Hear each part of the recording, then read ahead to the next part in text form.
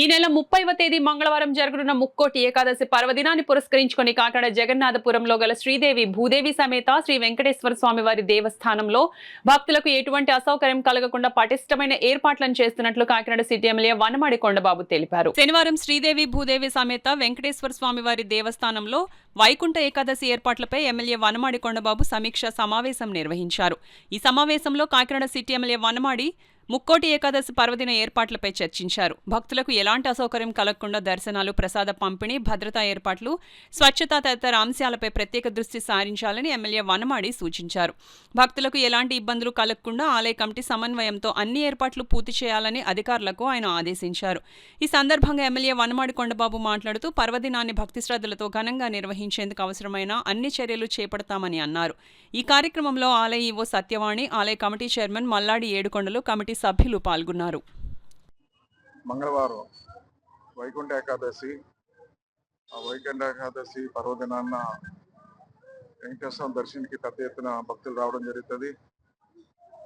అయితే దానికి ఏదైతే వచ్చే భక్తులను బట్టి ఏర్పాట్లు కూడా ఏ విధంగా చేస్తున్నారన్నది పరిశీలించడానికి ఈవో గారిని, అదేవిధంగా కమిటీ సభ్యులందరూ కూడా మీటింగ్ ఏర్పాటు చేసి ఏర్పాట్లు ఏ విధంగా చేస్తున్నారు, ఏ విధంగా చేస్తే బాగుంటుంది సూచన సలహాలు కూడా తీసుకోవడం జరిగింది. ఈరోజు మనకి కాకినాడలో జగన్నాథపురం వెంకటేశ్వర ఆలయం అంటే చాలా పవిత్రమైన దేవాలయం.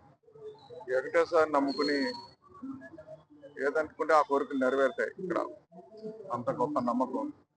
అదేవిధంగా ఏకాదశి రోజున అనేక ప్రాంతాల నుంచి పెద్ద ఎత్తున వస్తారు ఈ దేవాలయానికి. తగ్గట్టుగా ఏర్పాట్లు చేయాలి అన్నీ కూడా పరిశీలించడం జరిగింది. రేపు జరగబోయే ముక్కోటి ఏకాదశి రోజున ఇక్కడ దర్శనానికి వచ్చే భక్తులన్నిటి కూడా కావాల్సిన సదుపాయాలు, సౌకర్యాలు, తీర్థ ప్రసాదాలన్నీ కూడా పెద్ద ఎత్తున ఏర్పాటు చేయడం జరుగుతుంది.